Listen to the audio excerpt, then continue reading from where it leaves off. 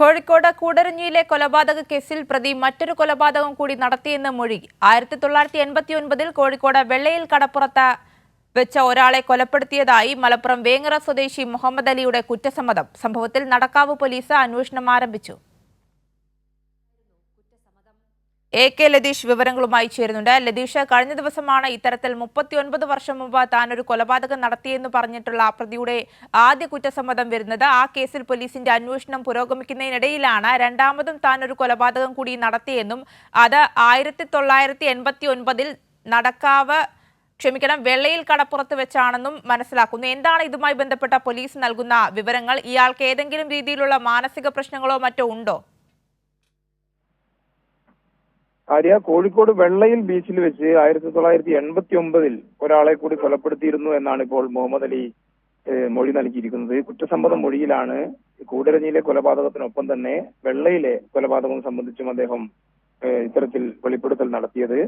1989 September 24 Kozhikode വെള്ളയിൽ കടപ്പുറത്ത് നിന്ന് ഒരു അജ്ഞാത മൃതദേഹം ലഭിച്ചിരുന്നു. ഇത് ആരുടേതാണെന്നുള്ള കാര്യത്തിൽ ഒരു വ്യക്തത അപ്പോൾ ഉണ്ടായിരുന്നില്ല. എന്തായാലും ഇത് മാത്രമാണ് പോലീസിന് മുമ്പിലുള്ള ഏക തെളിവ് എന്ന് പറയുന്നത്. ഇത് ആരാണ് എന്ന് കണ്ടെത്തേണ്ടതുണ്ട്.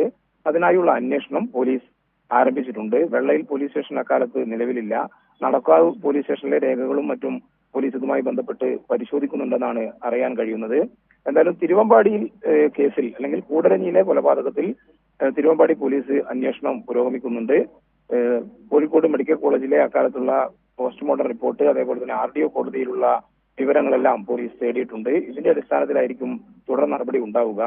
ആര്യ സൂചിപ്പിച്ച പോലെ തന്നെ ഈ മുഹമ്മദ് അലിക്ക് ഏതെങ്കിലും തരത്തിലുള്ള മാനസിക പ്രശ്നം ഉണ്ടോ എന്ന സംശയവും പോലീസ് പങ്കുവെക്കുന്നുണ്ട്.